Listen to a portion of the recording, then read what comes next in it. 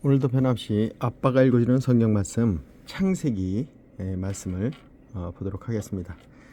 첫날과 둘째 날, 셋째 날, 그리고 넷째 날, 그리고 다섯째 날, 그리고 여섯째 날이 상당히 깁니다. 그리고 일곱째 날은 굉장히 짧죠. 2장 1절부터 3절까지니까요. 지난번에 첫째 날과 둘째 날과 셋째 날을 좀 더 구체적으로 얘기를 했죠. 이제는 넷째 날 그리고 다섯째 날 좀 더 기억하기 좋으려면요, 기억법이라는 게 있습니다. 그거를 뭔가 이게 머리에다가 그림이나 어떤 그 스토리를 정해서 기억하게 되면 아주 오래 기억하게 됩니다.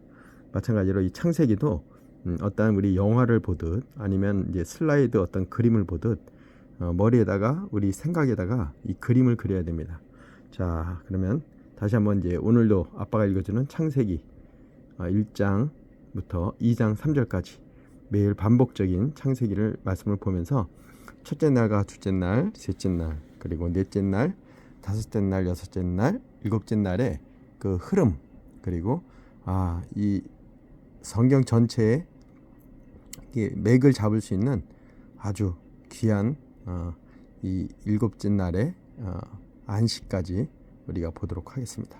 자, 또 한번 읽어볼게요. 하나님께 드려진 동물들은 다 되새김질하는 동물들이었습니다. 말씀을 그만큼 하나님께 드려진다는 것은 말씀을 곱게 처음에야 우리가 대충 이렇게 먹지만 일단은 급하게 먹고 그 다음 하나하나 또 이 안에 있는 되씹는 우리 양이나 염소나 소처럼 말씀을 곱게 묵상하는 시간을 갖는 것입니다.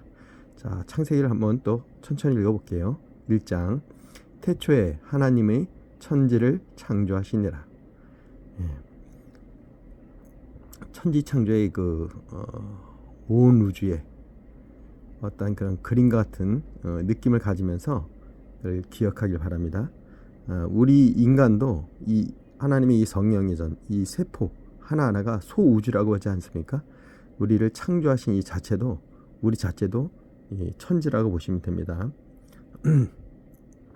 자, 땅이 혼돈하고 공허하며 흑암이 깊음 위에 있고 땅이 혼돈하고 공허하며 흑암이 정말 깊음 위에 있고 하나님의 영은 수면 위에 운행하시니라.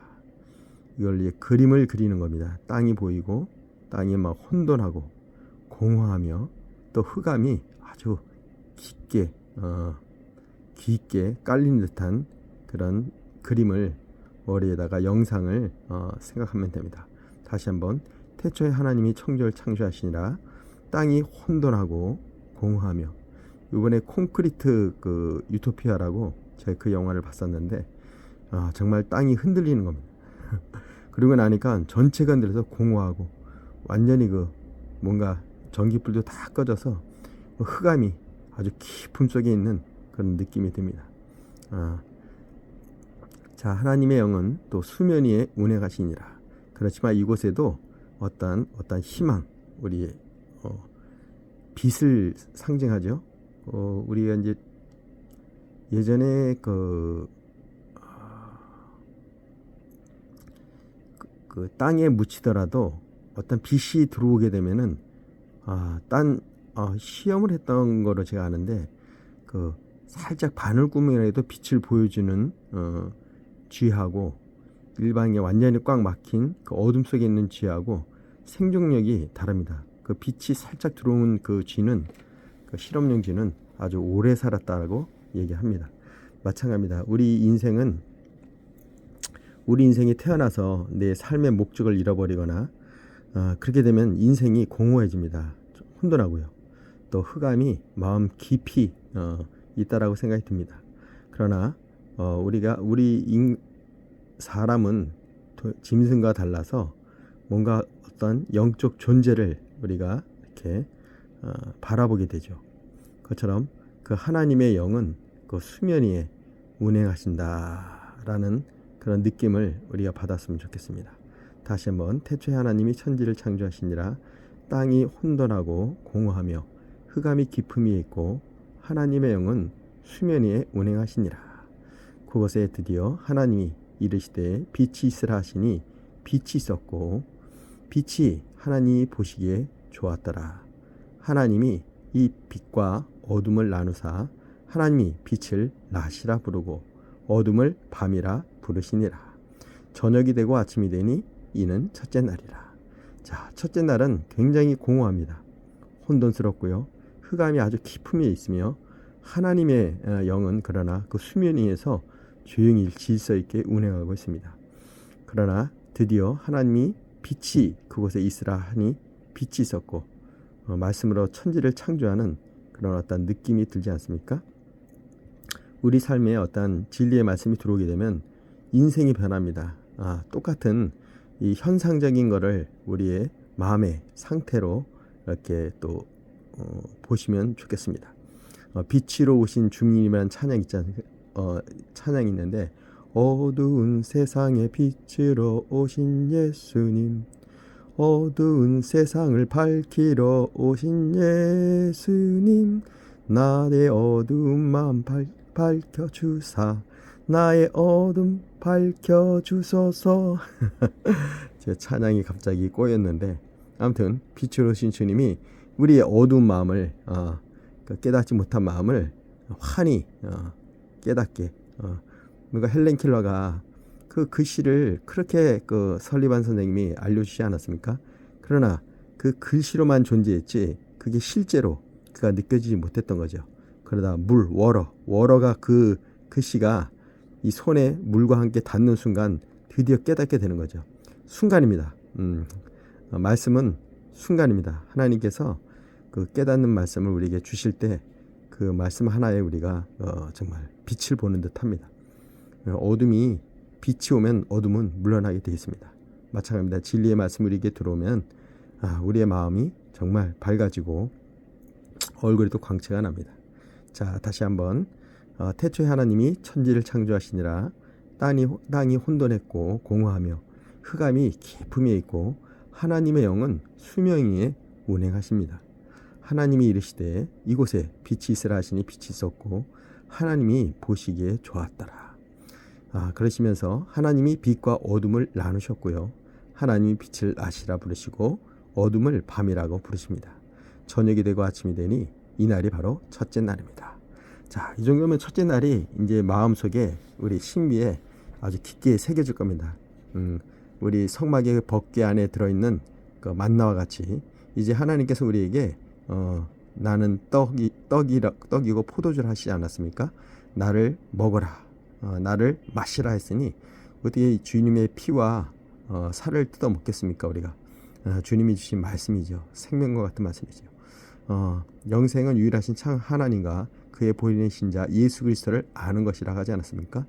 그렇습니다. 영생은 그 보내신 목적을 아는 것이죠. 자, 그러면 이 창조도 마찬가지입니다. 이제 둘째 날입니다.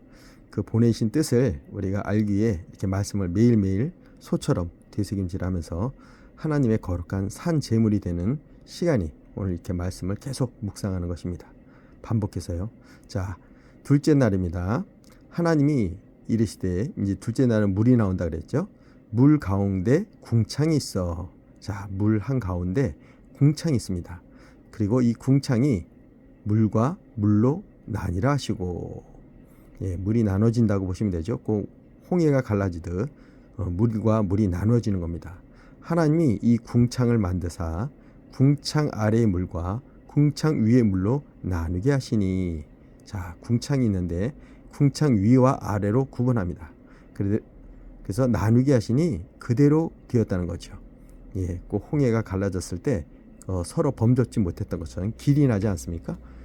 마찬가지로 그 애굽에서 출애굽할 때 홍해를 건넜듯이 광야길을 걷고 가나안 땅에 가기 전에 요단강을 건넙니다. 거기도 마찬가지로 법궤를 든 이스라엘 백성 레위 지파가 그걸 밟았을 때 물이 갈라지지 않습니까?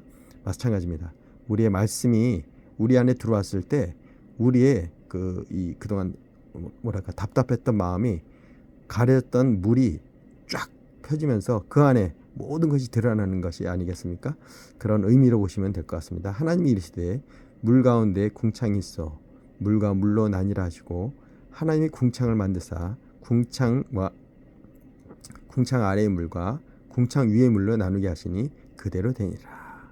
네, 하나님이 이 궁창을 이름을 짓지요. 아담이 모든 동물들에게 동물들의 이름을 짓듯이 하나님이 궁창을 하늘이라고 부르신 겁니다. 자, 이 궁창은 뭐라고요? 하늘이라고 불렀습니다. 자, 둘째 날에는 다시 한번 물 가운데 궁창이 있고 물과 물이 나뉘라 하셨는데 하나님이 궁창을 만드시고 궁창 아래의 물과 윗물과 아랫물로 나누십니다. 그대로 되고 하나님이 궁창을 하늘이라고 불렀습니다. 그러니까 하늘이 기준이 되는 거죠. 그래서 저녁이 되고 아침이 되니 이는 둘째 날이니라. 자, 둘째 날은 굉장히 짧습니다. 다시 한번요. 하나님이 이르시되 물 가운데 물이 있는데 물 가운데 궁창이 있어 또 물과 물로 나누게 되고 궁창을 만드사 궁창 아랫물과 윗물로 나누어진다고 상상하시면 됩니다. 궁창을 근데 하늘이라고 부르죠. 우리 일반적으로 하늘을 제가 그래서 파란색을 칠했는데 궁창이 파란 것을 중심으로 윗물과 아랫물로 나뉜다고 보시면 됩니다.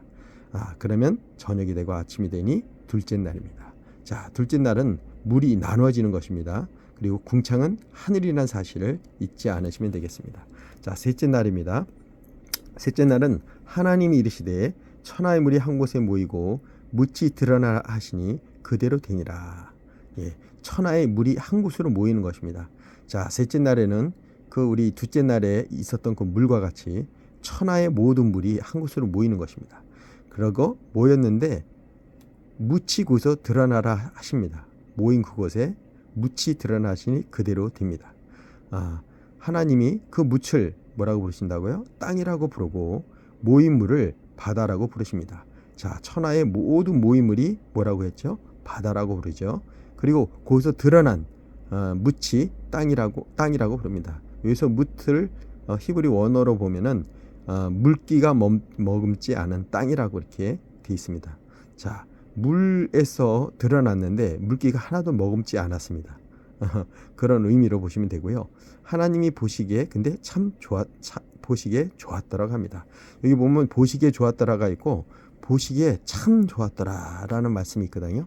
예, 그 부분도 우리가 집중해서 보면 좋겠습니다. 그래서 자, 그 첫째 날도 보시기에 좋았고요. 둘째 날에는 이 궁창을 만든 여기는 보시기에 좋았다라고 얘기하지 않습니다. 뭔가 여기는 보기에 좋다라고 할 정도의 그런 창조가 있었다고 보지 않으시면 되겠죠. 예, 이제 셋째 날에 또 이제 보시기에 좋았더라. 묻을 땅이라 부르시고 모임물을 바다라 부르시니 하나님이 보시기에 좋았더라. 이름을 이렇게 지었는데 좋았다 했는데 위에 그 2절에도 궁창을 하늘이라고 부르셨는데 하나님이 보시기에 좋았더라고 얘기하지 않습니다. 여기에도 뭔가 의미가 있지 않겠습니까? 아무튼